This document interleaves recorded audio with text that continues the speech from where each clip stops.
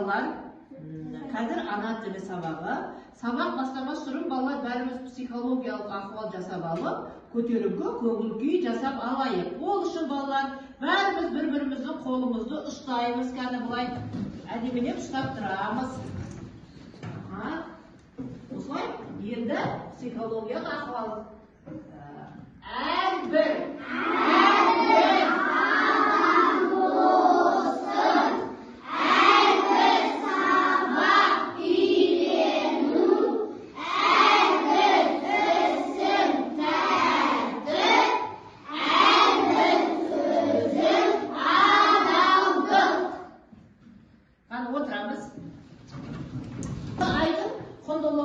заң мен тәртіп. Енді осы апта дәйек сөзі қандай екен бәріміз балалар бірге оқиық. Әділ заң аспан тірегі. Әділ заң аспан тірегі. Заңымыз не болу керек? Әділ болу керек. Балаларға арналған заң бар, үлкен адамдарға арналған заң бар. Осы заңымыз әрқашанда әділ болу керек. Заңның барлығын осы сендерге, балалар сендерге халыққа арнап шығарады екен. Осы апта дәйек сөзі сонымен әділ заң аспан тірегі екен. Үйде не тапсырма беріп еді? Жақсыдан не айту? Оқып, түсініп айту екен. Жақсы оқып, түсініп айту. Ең бірінші біз түсініп айтпас үшін, оны әдебиет түркі маған әдебиет оқып береді. Кім оқып береді? Оқимыз кәне. Бәрінен деді кәне, жақсында оқимыз кәне. Қыз көшеде анасынан адасып қалыпты. Ол анасын іздеп бақылып жылапты. Оны байқаған адамдар жуата бастады. Сен жылама, біз сені қазір анаға алып, сенің барамыз. Біз сені анаң қандай еді деп сұрапты. Сонда қыз жылап тұрып, сіз білмеуші медіңіз, менің анам ең жақсы адам, ол бәрінен де жақсы депті. Өте жақсы, бәрінен де жақсы деп айтқан екен. Енді осыдан балалар кім түсініп айтады? Түсініп айтамыздар. Әдемілепті түсініп айтады. Айше, айта қойшқан әдемілеп. Тыңдаймыз Айшені бәрін балалар. Көмектесіп жібереміз Айшеге. Анасынан алдасып қалыпты. Ол анасын іздеп бақырып жылапты. Оны көрген адамдар жуата бастады. Сен жылама, біз сені қазір анана апарып береміз деді. Содан? Сенің анаң қандай деді. Сөйтіп қыз, сіз білмеушісіз бе деді. Менің анам бәрінен жақсы, адамнан жақсы, бәрінен де жақсы деді. Дұрыс айтады балалар, менің анам бәрінен де жақсы дейді. Жақсы, Айше, балалар барлықтарымыздың аналарымыз ең жақсы адамдар. Балалар бетеді. Біз мақалдағы күннің шуағы жылы, ананың құшағы жылы дейді. Балалар аналарының құшақтаған уақытта не болады сендерге? Жылу келе ма сендерге? Ыстық келеді. Көрдіңдер ма?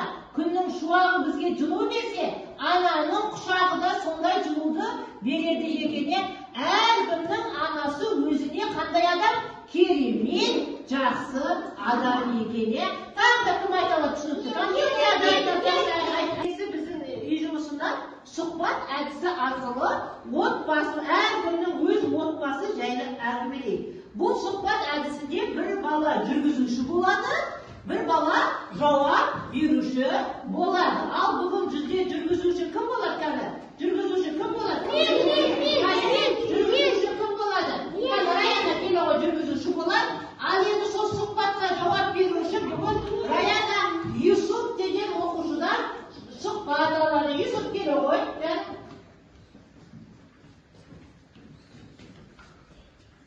Ал Раяна өзің отбасы жайлы сұрақ қоя бер. Қандай сұрақ қоя берем отбасы жайлы? Юсуп, сенің отбасында қанша адам бар? Мен отбасымда 6 адам бар. Юсуп, сенің атаң мен әжең бар ма? Бар. Юсуп толық жауап береміз. Менің атам мен апам бар. Жақсы, өте екеуі жақсы орындады. Келесі орнын ауыстырамыз бізде келесі Жанар тележүргізуші Әсем деп сұхбат алады. Өзінің отбасы жайлы Әсемнен сұхбат алады. Жанар, айта ғой, сұрағымды қоя ғой. Сенің атаң мен әжең бар ма? Бар. Әкем мен анам қайда жұмыс істейді? Әкем полицияда жұмыс істейді. Полиция қызметкері екен. Қоя ғой. Анам? Анам қандай жұмыс істейді? Үйде бөпелерге қарайды. Әсемнің мамасы үйде бөпелеріне қарайды екен. Өте жақсы, отыра қойыңдар, өте жақсы.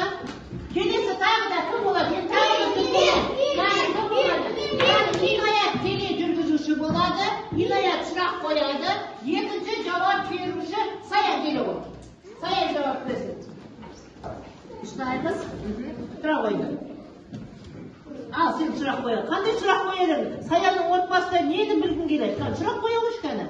Сенің отбасында қанша адам бар? Менің отбасында 8 адам бар. Үлкен отбасы екен, үлкен жанұя екен. Сенің атаң мен апаң бар ма? Бар. Тағы да қандай? Қандай сұрақ қоямыз? Аға, әпкелері, сұрақшы. Аға, әпкелерің бар ма? Бар. Қанша ағаң, қанша әпкең бар? Айта қойшы кәні. 2 ағам бар, 1 әпкем бар. Өте жақсы, үлкен. Кімнің Саянның отбасы балалар, үлкен отбасы екен, үлкен жанұя екен. Өте жақсы, сұхбаттарыңыз өте жақсы болды. Рахмет сіздерге. Бәріміз, балалар, біз жаңа сұхбат алғанда әдеппен әдемі алдық, Сендер әдепті деген сөзді қалай түсінесіңдер, балалар? Әдепті деген сөзді қалай түсінесіңдер қазір? Әдеп дегеннің ішінде не жатады, балалар? Айтыңдаршы қазір. Көмектесу. Көмектесу де әдеп. Шулан айтын, тәртіп болып отырып. Шана теппеу. Шана теппеу. Жоқ, шана теппеу теппеу, ол әдептілікке жатпайды, балалар. Әдептілік деген сөзді қалай түсінеді? Өтірік сөйлемеу, үлкендерге құрмет жасау, кішіге ізет жасау деген әдепті сөздер деген, көмектесу, бір-бірін үлкендерге көмектесу, жаман сөздерді сөйлемеу, әдепті деген сөздің ішінде көп нәрсе жатыр, балалар. Бүгінгі біздің өтетін әңгімеміз, балалар, осы сендер сияқты, сендер қандай әдепті балаларсыңдар, сол әдепті балалар деген бүгін әңгіменің мәтінді оқитын боламыз. Міне, сабақтың тақырыбы әдепті балалар. Енді бүгін сабақта біз не үйренуіміз керек? Мақсатымыз, сабақтың мақсатында. Не дейді? Тақырып бойынша біз аудио, бейне жазба кітап материалдарының көмегімен мәтіннің мазмұнын ашуымыз керек. Және біз айтылуы, жазылуы бірдей сөздерді көшіріп жазып, және есте сақтау арқылы жазып. Есімізді түсіреміз, дыбыстар нешеге бөлінеді? 2-ге бөлінеді. Қандай бұл? Дауысты дыбыстар, дауыссыз дыбыстар. Балалар, дыбыстар дегенде не істейтін біз? Естейміз дыбыстарды, айтамыз. Ал әріптерді көреміз, жазамыз. Енді сол дыбыстар дауысты және дауыссыздан көп бөлінеді. Дауысты дыбыстарды қалай айтушек, біздің өңешімізде қалай айтады еді? Балалар, созып, мына кеңірдегімізде ешқандай кедергіге ұшырамайтын. Енді осы дауысты дыбыстардың өзі қаншаға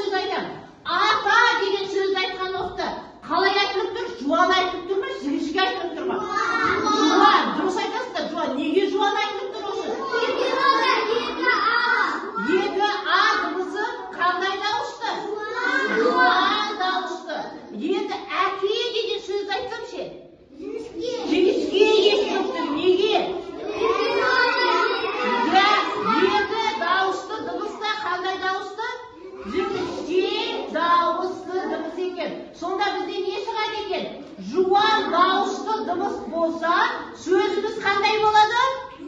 Жуан болады. Ал сөздегі дауыстылар жіңішке болса, сөзіміз не болады? Жіңішке болады екен. Міне көрдіңдер ме? Сондықтан да жуан дауыстыларды, жіңішке дауыстыларды біз жатқа білуіміз керек екен. Міне жуан дауыстылар қайсы ғана? Енді осы жерде жуан дауыстыларды көрсетейінші, мен ә дыбысы қандай дыбысты? Жіңішке. А дыбысы? Жуан. Жуан. Жіңішке. Жіңішке. Жіңішке.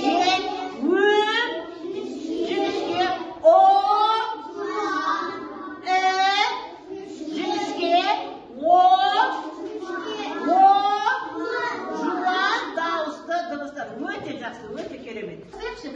Мына картинаға мынаның ішіндегі мына әріптерді әрқайсысы мына жуан дауыстыға, жуандыға жинаймыз. Жіңішке дауысты дыбыстарды өзінің себетіне салып жинаймыз. Кәні кім шығады? Кәні кім шығады? Кім шығады? Дарын мен Ердар келе қойшы кәні, екеуіміз келе қойыңдар. Кәні Дарын сен жуан дауыстыларды жина, Ердар сен жіңішке дауыстыларды жина. Мына жерден алып, мына әріптерді сол жерге жинай ғой, Дарын жинай ғой. Енді тағы дұрыс, дұрыс, жіңішке дауыстылар жинай бер, дұрыс, қоя берем, жина, Дарын. Дұрыс, жақсы келатыр ен. Өте дұрыс, ал, дұрыс жинады ма балалар? Жуан дауыстыларды айта қойшы Дарын, қайттай. Жуан дауыстыларды айта қой Дарын. Өзің жинағаныңды айта қойшы, қандай әріптер жинадың? Жинады. Дұрыс жинады ма Дарын балалар? Дарын жақсы. Ал енді сен айта қой. Дұрыс жинады ма Дарын? Дарын өте дұрыс жинады. Өте керемет. Жақсы екен. Өте әдептілікке жайлы бізге мәтінделген екен. Әдепті балалар. Кәні осы мәтінді оқимыз. Кім оқиды кәні маған бастайды? Кәні кім бастайды? Әдес бастай қош кәні. Қарап отырамыз, бәріміз қарап отырамыз. Әдес бастай қой. Жағында Асан атаның баласы. Қаттырек оқимыз. Жағында Асан атаның баласы қалаға көшіп кетті. Оқушылар Асан ата мен Әсем әжеге көмектесуге келісті. Толағай одан мал күтуге көмектесін, ал қыздар үйді тазаласын деді. Балалар тоқтаймыз. Тоқта. Ары қарай. Балалардан ары қарай. Балалардан ары қарай. Балалар күнде ата мен әжеге көмекке келді. Өркендерім өссін, халыққа қадірлі азамат болыңдар деді Асан ата. Әсем әже додас тарған жайды ол. Азалда бар, Бірлік пен татулықтардың үшін ризамын деді. Жақсы балалар, ризамын деді. Не туралы айтылған екен балалар? Бұл жерде әдепті балаларды. Не туралы айтылған екен? Кімге барып көмектескен екен әдепті балалар? Асан атамен атаға көмектескен екен. Не істепті? Балалар не істепті ол жерде? Балалар не істепті? Ер балалар не істеді?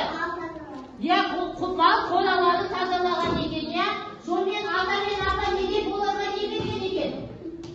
Бата берген екен, не деген екен? Өркендерің өссін деген екен, халыққа қадірлі азамат болыңдар деген екен. Сөйтіп, дастархан үстінде әже не деген екен? Татулық пен бірліктерің бір болсын деген екен, әрқашанда бірлікте болыңдар депті бұл әңгімеде. Біз сыныпта бәріміз татумыз ба?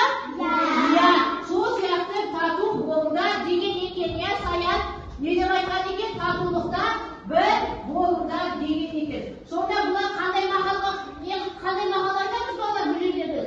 Үлкенге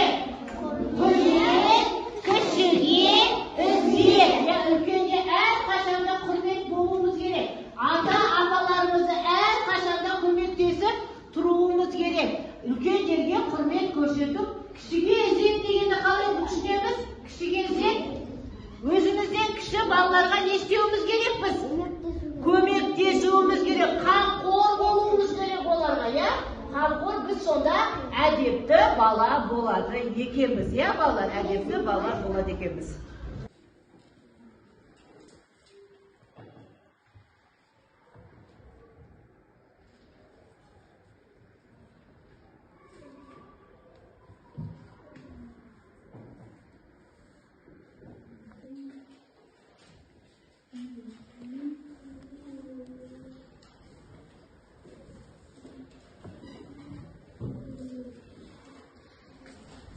Балалар, бер қараймыз, бармамыз. Қазір балалар сендермен бір ойын ойнаймыз. Қараңдар. Енді балалар, мына кімнің суреті балалар? Кімнің суреті?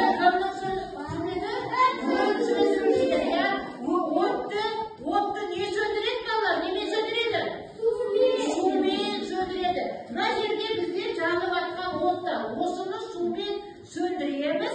Астынан не шығады? Сөнгеннен кейін не шығады? Соны көреміз. Қазір. Кім бастайды маған осы отты сөндіруді? Кім от сөндіруші? Жәнел келе ғой сен. Жәнел келе ғой. Біреуіне сөндіре қойған, Қатты тоғай қарай сөндіреміз. Ал, астынан не шықты қазір? Оқиықшы қазір. Астынан не шықты? Оқи қойшы қазір. Шағала. Дұрыс айтады. Шағала деген сөз шықты. Өте жақсы. Отыра ғой. Келесі кім сөндіреді өтті тағы да? Келе ғой қазір. Аяғы келе ғой. Қазір отты сөндіре ғой. Астынан қандай сөз шығып жатыр? Бота деген сөз шықты. Өте жақсы, өте дұрыс. Келесі кім өзін сөндіруші болады қазір? Келесі. Іңкәр келе ғой. Сөндіре ғой.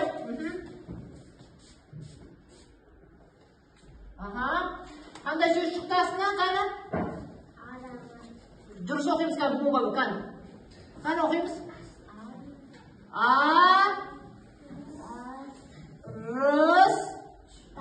Арыстан деген сөз шықты?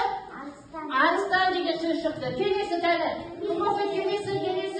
Инабат келе ғой. Келе ғой Инабат. Қаны? Қандай сөз шықты астынан? Қарға деген сөз шықты. Дұрыс айтады. Келесі тағы кім сөндіреді? Азамат келе ғой.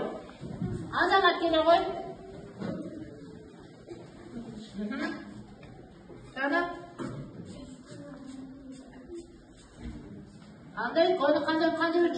Қандай? Қой деген сөз шықты. Дұрыс айтады. Қой деген сөз шықты. Келесі. Айша келе ғой. Айша келе ғой. Қандай сөз шықты? Астынан?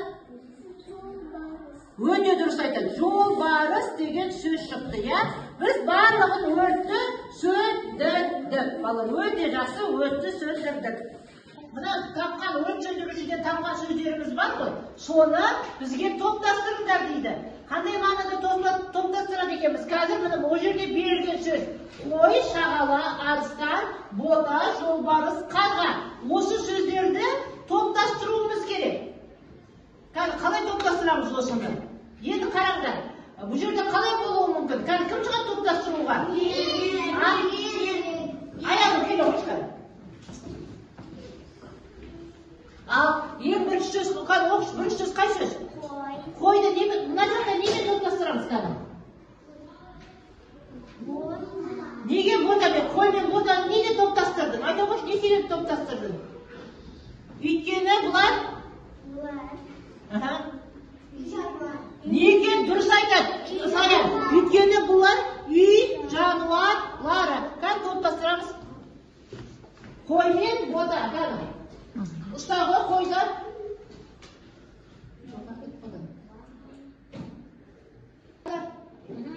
Қой мен бота. Келесі сөз. Оқи ғой, келесі сөз. Шағала, оны немен топтастырамыз? Қарға, ол не болады? Қарға? Құстар болады екен.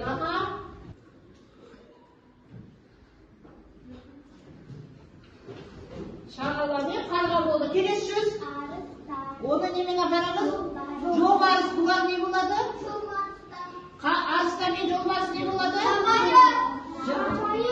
Жабайы не болады? Ағдар екен, жабайы ағдар, иә? Дұрыс айтады.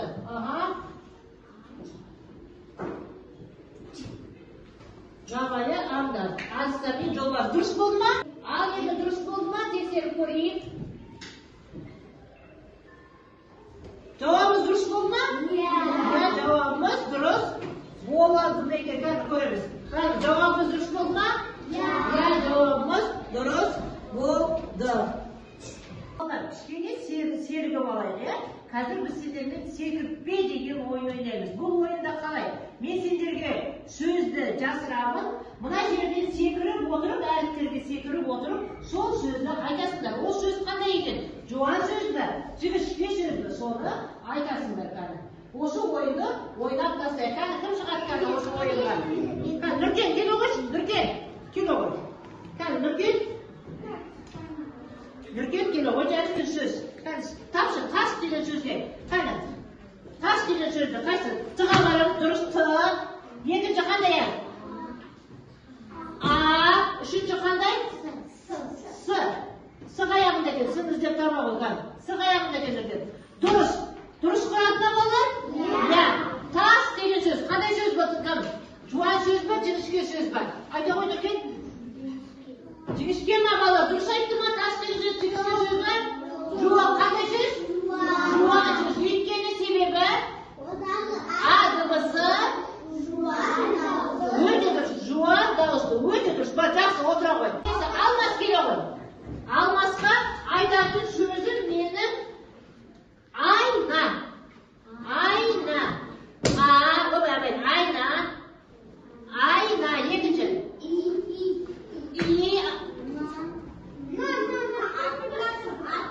Айтпаймыз. Ол аға бірінші аға бармаймыз. Бірінші аға бармаймыз. Айна. Дұрыс құранына болды? Енді Алмас келе ғой. Саған бір сұрақ. Алмас келе ғой. Саған бір сұрақ. Бұл сөз қандай сөз? Жуан сөз бі, жіңішке сөз бі? Айна. Жуан дауыстыларды айта қойшы маған. Жуан дауыстыларды айта қойшы. Қандай жуан дауыстылар бар? Айта қой. Жуан дауыстыларды айта қой. Одан кейін? Сен қазір айна деген сөзде жүрдің, е? Дыбысы қандай дауысты екен сонда? Қандай дауысты екен? Жуан дауысты. Сонда сөз қандай сөз болады? Жуан сөз болады. Өте жақсы. Енді келесі сөз үлкен деген сөзге шығамыз қазір. Үлкен деген сөзге. Қазір үлкен деген сөзге кім шығады? Азамат келе қойшы. Үлкен. Үлкен.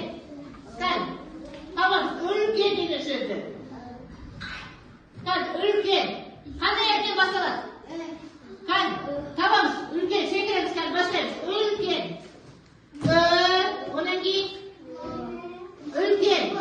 Одан кейін қандай әр? Лыға секіре ғой. Одан кейін?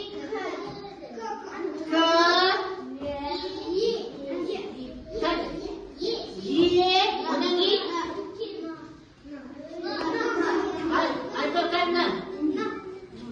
Үлкен. Дұрыс болды ма? Енді Азамат айта ғой. Үлкен деген сөз. Жуан сөз бі, жіңішке сөз бі? Қандай айтамыз? Жіңішке сөз дейді. Дұрыс па балалар? Себебі? Дауысты, екі дауысты дыбыс. Қандай дауыстымыз? Жіңішке дауысты дыбыс сөйлеп айтамыз. Келесі сөз. Ізет. Ізет. Аяла келе ғой. Ізет. Келе ғой аяла. Ізет. Жүріп отырамыз балалар. Ізет.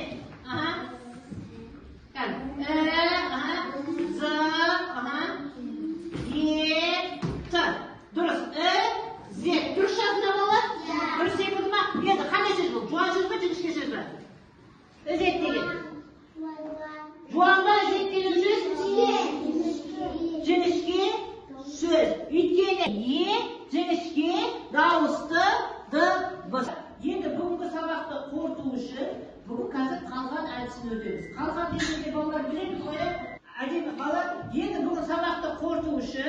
Балалар, бүгінгі өткенімізді есімізге түсіру үшін қалған әдісін қолданамыз. Қалған әдісінде қалай ойнаймыз, балалар? Мына жерде жіңішке айтылған сөзді көрсет дейді. Осы жерден жіңішке айтылған сөзді табамыз. Сол сөзді тапқан уақытта, балалар, қалғанға қандай оқ ұшады дейді? Бізде нені оқ ұшады деді? Нені бала? Садақтың оғы ұшады. Кәді соны оқты жүріп дұрыс табамыз. Кәді кім шығады бұны ойын ойнаған деген? Кәді әйде келе ғой.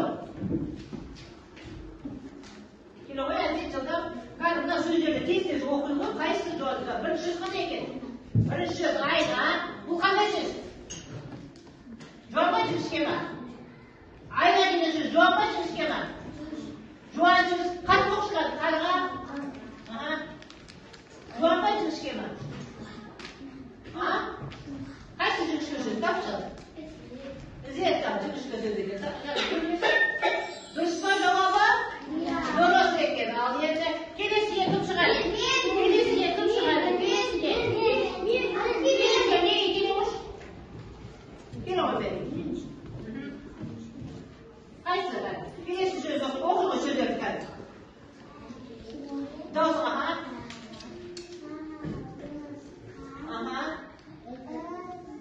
енді бізге жуан айтылатын сөзді көрсетті. Қайсы жуан айтылатын сөз? Жуан айтылатын сөз әке дейді. Ал бенген көлекші. Дұрыс па екен жауап? Садақ демейді. Дұрыс па жауап? Қайсы жуан айтылатын сөз бала? Қайсы екен? Сауысқан екен. Сауысқан екен. Көрдім. Ал балалар енді бүгін үйге тапсырма. Осы әдепті балалар деген мәтінді оқып, түсініп айтамыз. Сосын үйге тағы да қосымша тапсырма. Жуан дауысты дыбыстарға сөз құрап дәптерге жазып береміз. 5 сөз құраймыз. Сөз. Десіздер ғой, сөз құрап жазып. Жуан дауысты дыбыстарға. Жіңішке емес. Жуан дауысты дыбыстарға 5 сөз құрап келеміз.